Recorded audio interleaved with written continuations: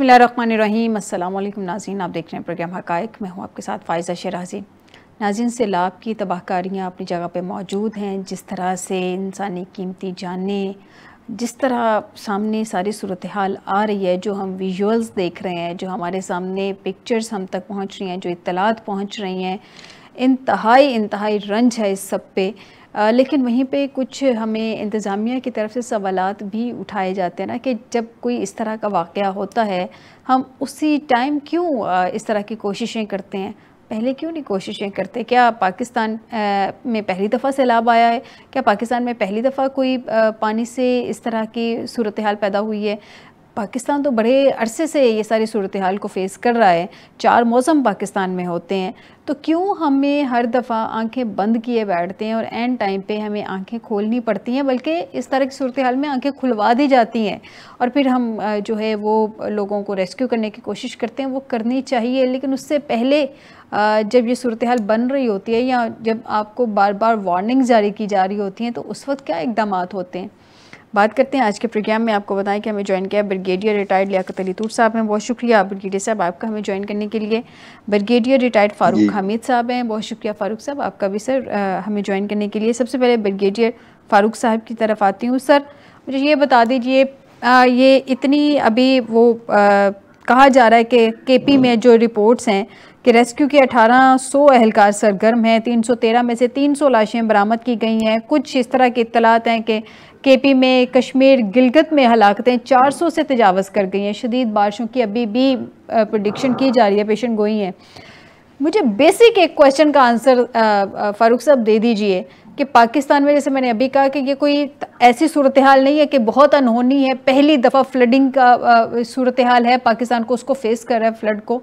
ये तो ऑलमोस्ट हर साल की सूरत हाल होती है। तो अभी बहुत कुछ अर्सा पहले ही जब PDM-1 थी, उस वक्त भी पाकिस्तान ने एक बहुत बुरे फ्लड जो था उसको फेस किया था। हमारी तैयारियां क्यों नहीं होती सर? बिस्मिल्लाह, बहुत शुक्रिया। मेरी बात आ रही है आपको? बिल्कुल आ रही है जी सर। देखिए जी, बात यह है कि ये सारे जो ग्लोबल लेवल पे जो क्लाइमेट चेंज हुआ है, बिल्कुल उसमें पाकिस्तान में भी उसके इफेक्ट आए, बड़े ज्यादा इफेक्ट आए बाकी ममालिक के मुकाबले में।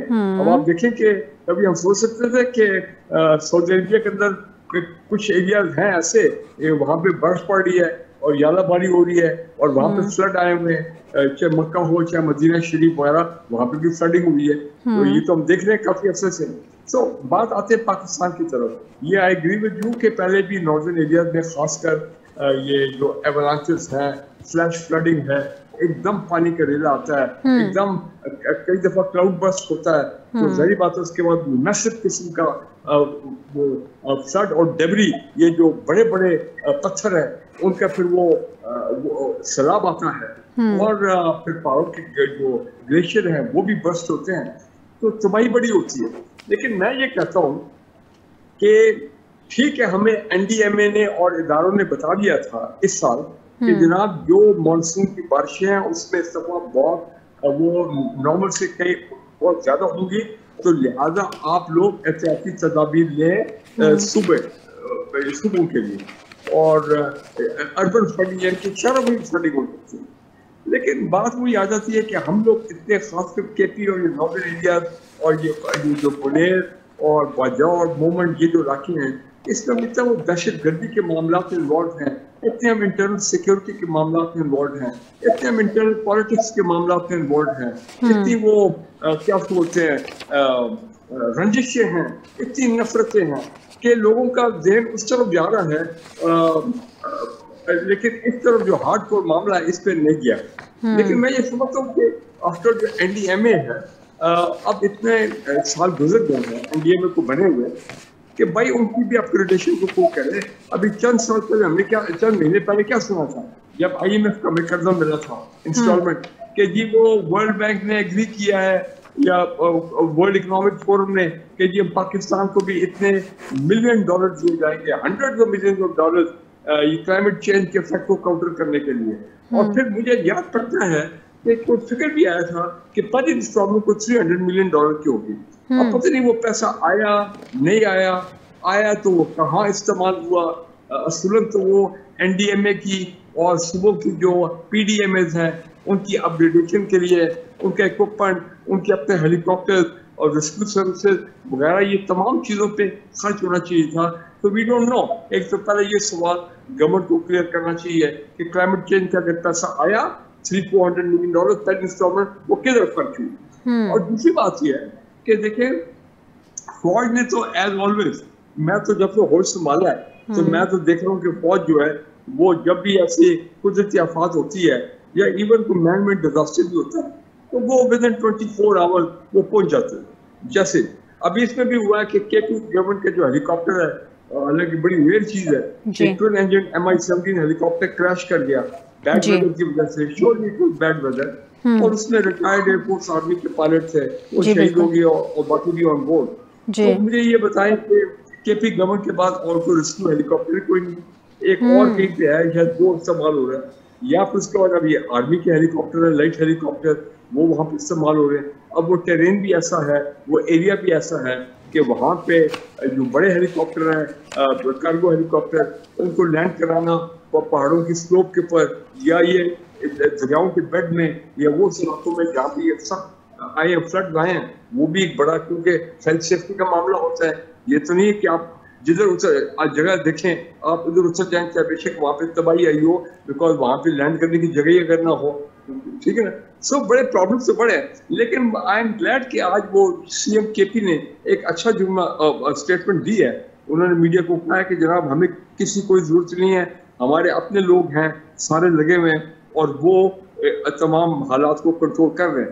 لیکن چل اچھی بات ہے کہ باقی صوبے وہ انہوں نے بھی آفر کیا ہے, لیکن ہے یہ نیشنل ایفرٹ. اور فوج نے اپنے 600 ٹن راشن بھی ایک دن کے ڈونیٹ کیے ہیں, وہاں پہ کھانا ڈسٹریبیوٹ ہو رہا ہے, ادھر ایک دن کی تنخواہ دی گئی ہے. تو مجھے یہ بتائیں کہ فیڈرل گورنمنٹ کا ابھی تک میں نے اعلان کی سنا نہیں ہے صحیح کہہ رہے ہیں سر, 20 ارب روپیہ یا 25 ارب روپیہ پتہ نہیں کیا ہے. تو پھر میں نے نہیں سنا ہے, یہ میڈیا نے نہیں بتایا ابھی تک کہ جناب وہ اپنا فیڈرل گورنمنٹ کی یہ ریلیف کا انہوں نے اناؤنس کیا پیکج.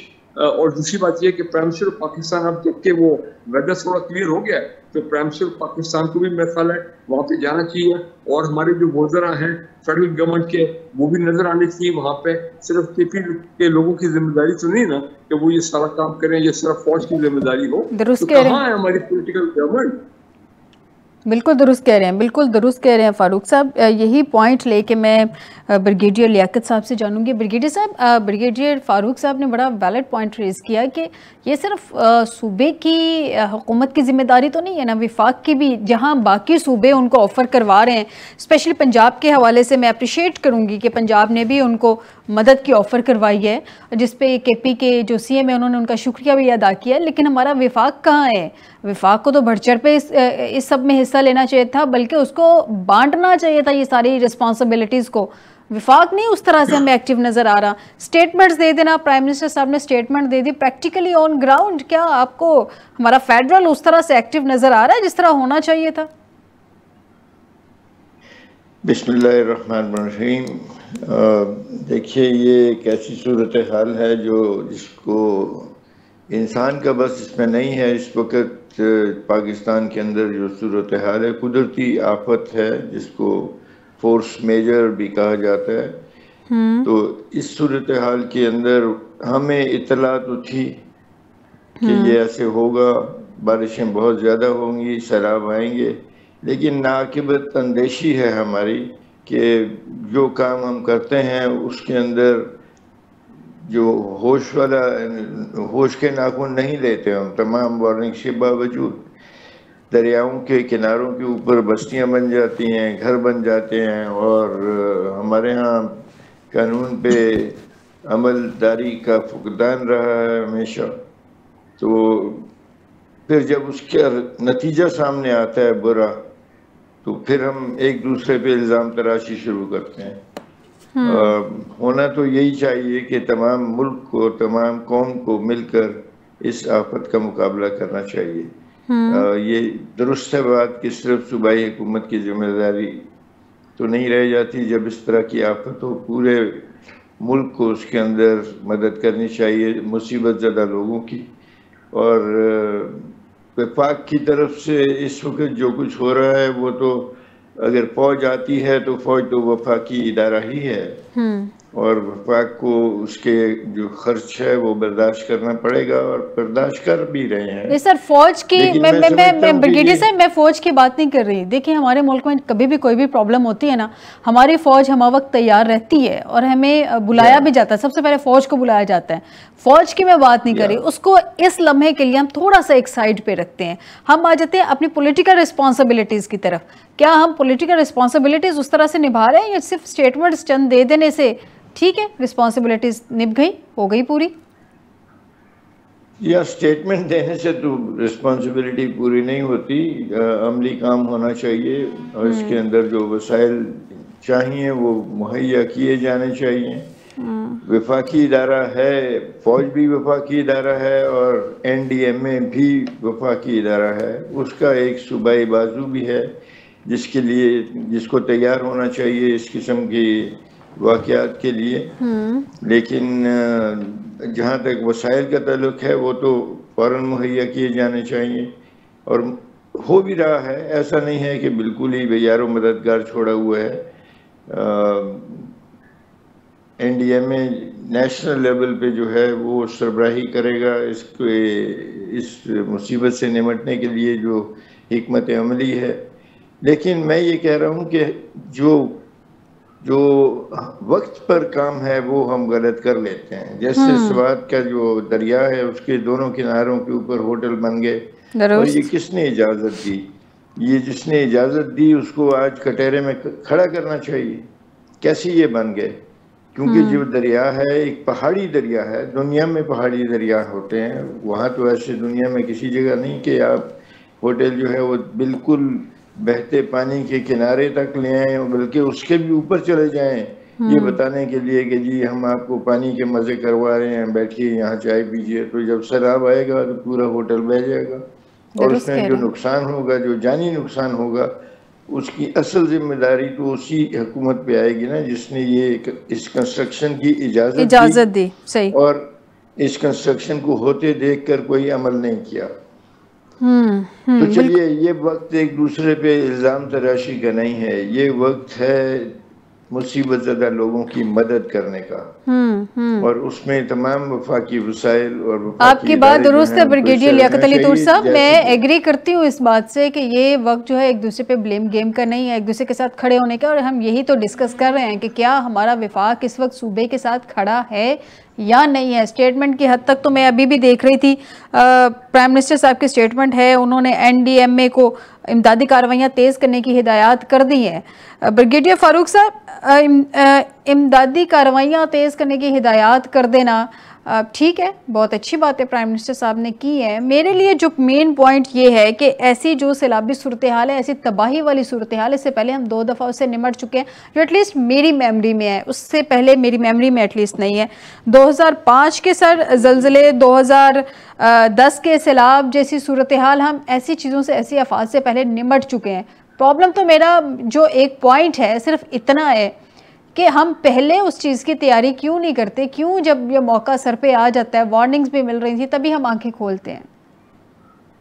دیکھیں آپ کا سوال as an emerging young generation کے آپ سے آپ کا تعلق ہے. آپ کا سوال بالکل ویلڈ ہے اور یہی ہمیشہ پاکستان میں ہماری جو ینگ جنریشن ہے سب یہ، ہم بھی جب چھوٹے تھے اس وقت سے ہم یہ سوال کر رہے ہیں کہ جب وقت آتا ہے اس وقت تو چلے بھاگ دوڑ کر کے فوج کی مدد سے کام ہو جاتا ہے اور پھر اس کے بعد جب وہ ایونٹ ختم ہوتا ہے، سانیہ ختم ہوتا ہے، تو چند ہفتے کے بعد لوگ بھول بھال جاتے ہیں اور پھر کچھ عرصے بعد پھر دوبارہ ہو جاتا ہے. اب دیکھیں مجھے یہ بات تو صحیح ہے جو اب بیل صاحب بات کر رہے ہیں کہ دریاؤں کے اوپر بڑی انکنٹرول ان چیک ان کے کونوں پہ ان کے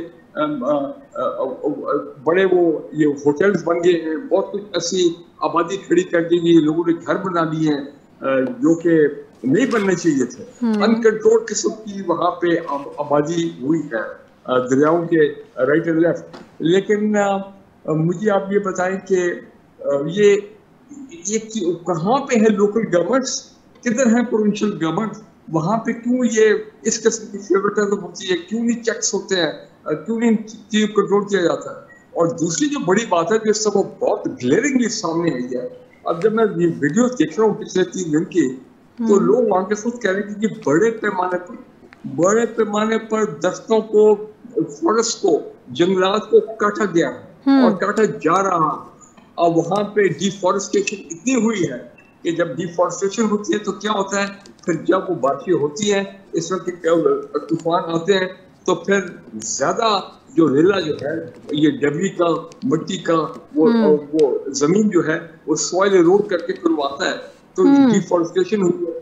अब मुझे ये बताएं, क्योंकि हम सुनते थे कई साल पहले टिम्बर माफिया, तो भाई इसका मतलब ये है कि टिम्बर माफिया भी एक्टिव है, दरख्त भी काटे जा रहे हैं, नए दरख्त। ठीक है, इमरान खान के दौर में 10 बिलियन ट्रीज का सुनामी का वो प्रोजेक्ट था, और हम देखते भी थे हर 1-2 महीने के बाद, जो मिनिस्टर साहब को नाम अब भूल गया हूँ, कि जनाब अब ये इतने हमने दरख्त यहाँ लगाए हैं, इतने नए जंगल जो है वो हमने उगाए हैं, और देखिए अब ये जंगलात जो है उग कर कितने तक पहुँच गए, वो भी हमने दौर देखा हुआ। बड़े खुश होते थे कि भी चलो वक्त के साथ साथ ये एक अच्छा एक टर्न अराउंड होगा पाकिस्तान के लिए, माहौलियात के लिए, क्लाइमेट चेंज में ये एक बहुत बड़ी हमें एक टूल मिल गया। तो दूसरी मैं वापस इस पॉइंट पे आता है, एक्चुअली तो आज ये होना चाहिए था कि हमें ये पता लगता कि जनाब एनडीएमए के इतने हेलीकॉप्टर जो हैं, एनडीएमए के 4-5 हेलीकॉप्टर जनाब इस वक्त अपना बिल्कुल भरपूर रेस्क्यू कर रहे हैं, भरपूर वो अपना ये मिशन कर रहे हैं वहाँ पे लोगों को रिलीफ पहुँचाने के लिए। ये ऐसा this has to be transferred to the civilian control. NDMA has to take over. NDMA का अपने वसाइल है होने चाहिए इतने। फिर मैं कहूँगा इतना जब पैसा मिल रहा है क्लाइमेट चेंज का, तो भाई हेलीकॉप्टर्स भी दो। एक वक्त मुझे याद है एक सेल होता था इस्लामाबाद में, डिजास्टर रिलीफ सेल, वो अंडर द फेडरल गवर्नमेंट। उसमें हेलीकॉप्टर होते थे जो कि आर्मी के पायलट्स होते थे, और वही जो डिजास्टर नेचुरल कहीं पे आते थे वो हेलीकॉप्टर अपना डिप्लॉय होते थे आर्मी हेलीकॉप्टर के साथ। फिर वो पता नहीं वो हेलीकॉप्टर में सारा फेज आउट हो गया, क्या हुआ, हमने तो वो दौर देखा हुआ है। अभी भी लोग कहते हैं वो डीआरसी डिजास्टर रिलीफ सेल है, और अभी भी हेलीकॉप्टर है, और लेटेस्ट हेलीकॉप्टर है।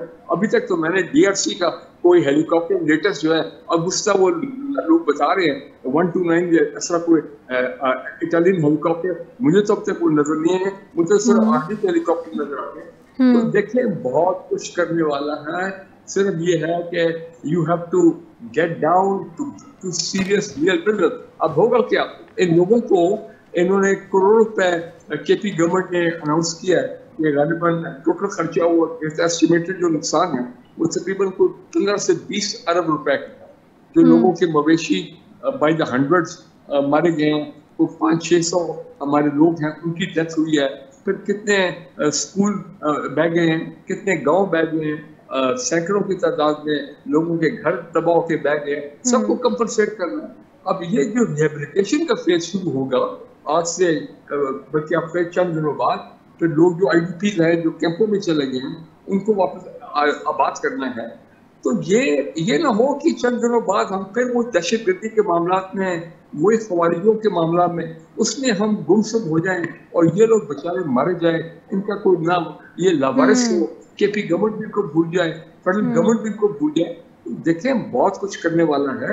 हमने बिल्कुल जो 5 नवंबर था, वो 5 अक्टूबर या 8 अक्टूबर को जो आया था ज़लज़ला इस्लामाबाद में और नॉर्दर्न इंडिया में, मुझे याद है मौसम सर्विस में था, और मैं कहता हूँ क्या कमाल तरीके से जब मुशर्रफ की गवर्नमेंट थी उन्होंने कमाल कर दिया था कि जिस तरह वो हैंडल किया गया। उसके बाद जो पूरी दुनिया का एफर्ट आया पाकिस्तान की सपोर्ट में। आप देखें क्यूबा जैसा मुल्क के जो डॉक्टर्स आए, तकरीबन 200 डॉक्टर, वो 6-8 महीने कश्मीर में नॉर्दर्न एरिया में वो रहे हमारे लोगों की मदद करने के लिए, और एक और अरबों डॉलर जो है इमदाद आई बाहर से। तो उसके बाद ये बना ना एनडीएमए और ये सारा मामला। सो मैं ये कहता हूँ कि अब उस चीज को भी हो गया है, तकरीबन 20 साल हो गए। तो ये ना हो कि अब हम इंतजार करें कि अगले साल देखेंगे, अगले साल درست کہہ رہے ہیں، اگلے سال دیکھیں گے، یہ جو ہم بعد میں دیکھیں گے وقتی طور پہ ہم آنکھیں کھول کے بعد میں آنکھیں موند لیتے ہیں، یہ بڑی خطرناک چیز ہے۔ بریگیڈیئر صاحب آپ بالکل درست کہہ رہے ہیں، مجھے ایک بریک کی طرف جانا ہے، ناظرین بریک سے واپس آتے ہیں، مزید ڈسکشن کریں گے اور اس کا حل بھی ڈھونڈیں گے کہ اس کا حل کیا ہے۔ کیا صوبہ جو ہے وہ وفاق کے ساتھ مل کے اس کا حل نکال سکتا ہے یا اپنے اون پہ خود انڈیپینڈنٹلی اس چیز کو ہینڈل کر سکتا ہے؟ ایک بریک کے بعد